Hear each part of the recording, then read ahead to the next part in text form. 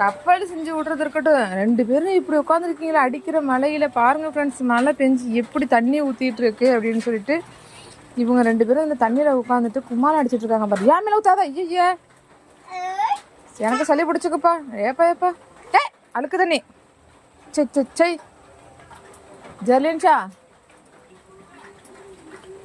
ஜெர்லின்ஷாம்மா இங்கே தியா என்ன பண்ணுது? ஆப்ரேஷன் பண்ண வருதா?